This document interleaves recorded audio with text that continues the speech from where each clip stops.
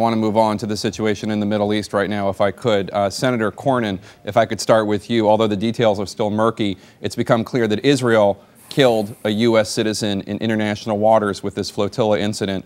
What should the U.S. response be when an ally kills a U.S. citizen?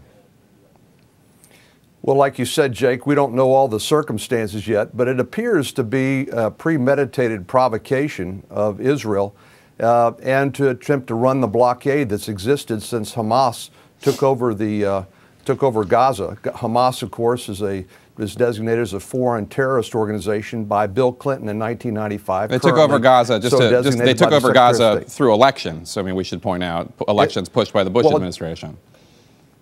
Well, they are a terrorist organization no matter how they came to power, and so you can understand why an organization committed to the elimination of Israel, our only reliable ally in the Middle East, is a matter of some concern to them, and they are entitled, as a matter of their self-defense, to look to see whether weapons or other items are being smuggled in. Egypt has the same sort of blockade, although there are numerous tunnels going beneath the border there between Egypt and Gaza. So this was pretty clearly a premeditated provocation, and it's unfortunate that lives were lost. I think, it should have been a situation like it had been before if the people organizing this flotilla had been committed to a peaceful activity as opposed to provocation. This would not have occurred, and Israel would have been able to examine the contents of the flotilla, and they would have been delivered to the people in Gaza who needed help. Senator Kerry, General David Petraeus recently said that the Israeli-Palestinian conflict foments anti-American sentiment due to a perception of U.S. favoritism for Israel. Arab anger over the Palestinian question limits the strength and depth of U.S. partnerships with governments and peoples in CENTCOM's area of operations and weakens the legitimacy of moderate regimes in the Arab world. And the head of the Mossad, Israeli intelligence, Meir Dagan, said this week, quote, Israel is gradually turning from an asset to the United States to a burden. Do you believe the state of Israel has become a strategic liability for the United States? No, I don't believe that, but there are obviously tensions with respect to certain policies. We've seen that. But let's begin at the very beginning of a big picture here. Israel has every right in the world to make certain that weapons are not being smuggled in after the thousands of rockets that have been fired on it from Gaza. And Israel has every right in the world, as recognized by the international community, because it is not just Israel conducting this blockade, it is Israel and Egypt. So you begin that Israel has this right to protect itself. Now, that said, Gaza is a humanitarian challenge, and Israel understands that, I think, and this has underscored it. Well, why, Senator, if I could just interject for 1 second, Senator, if I could, you were there, you were in Gaza in 2009. Sure. You found out that they could not even bring pasta into Gaza. It was on a list of prohibited items. You went to the Israelis and you said, what gives? I think they bent on that and allowed pasta in. What is the situation in Gaza that the Israelis won't even let pasta in? There are still items. There's confusion in the process. And I've talked to Prime Minister Netanyahu. I've talked to Defense Minister Ehud Barak about this. I believe that Israel is working now to try to put together, and we need to work with them to make this happen.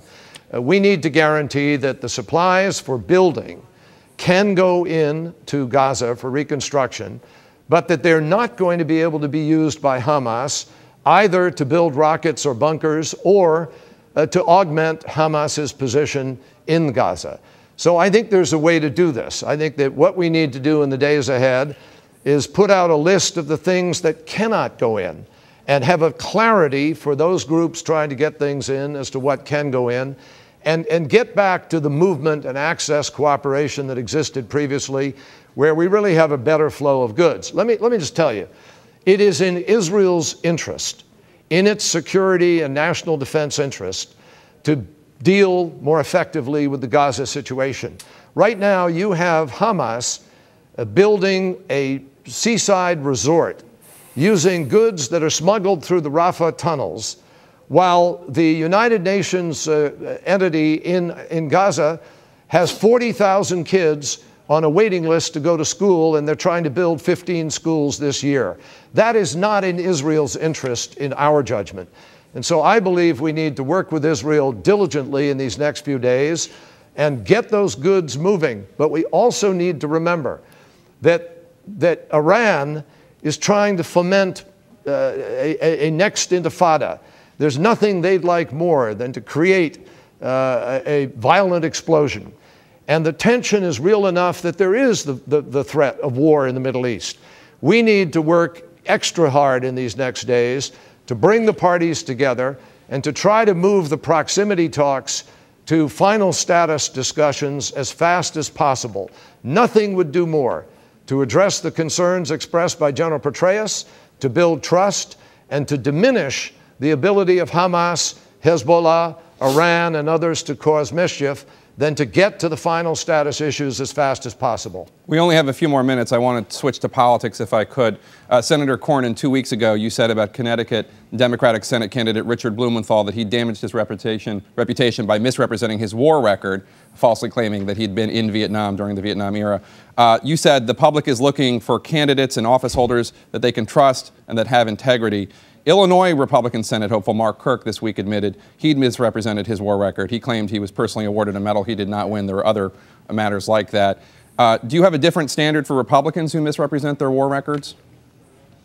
No, Jake.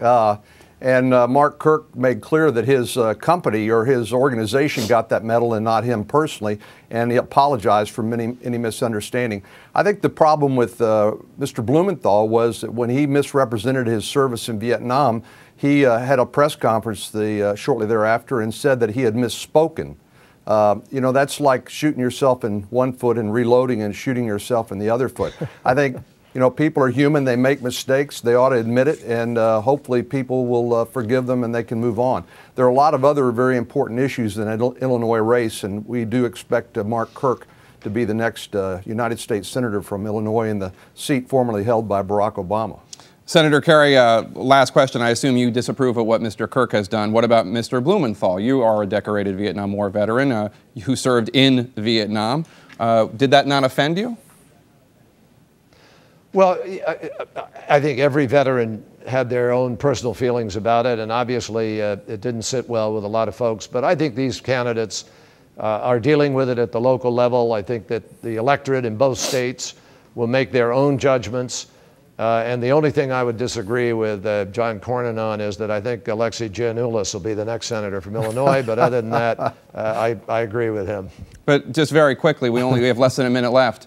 As a decorated Vietnam War veteran, what do you think? How do you feel when Mr. Blumenthal falsely claims to have been in Vietnam?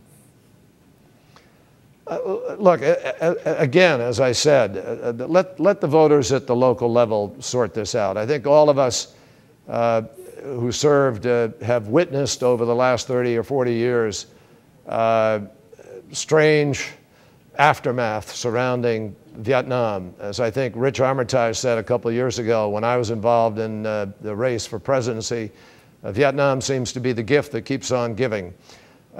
So we all have to sort of work our way through whatever it is that surfaces about it. But the voters in those states, you know, Dick Blumenthal has a long and distinguished record. He's been a terrific attorney general. I think the people in that state respect him. He stepped over a line, he's apologized for it, and it's time to move on. All right, Senator Kerry, Senator Cornyn, thank you so much for coming with us, coming into our show today. Really appreciate it.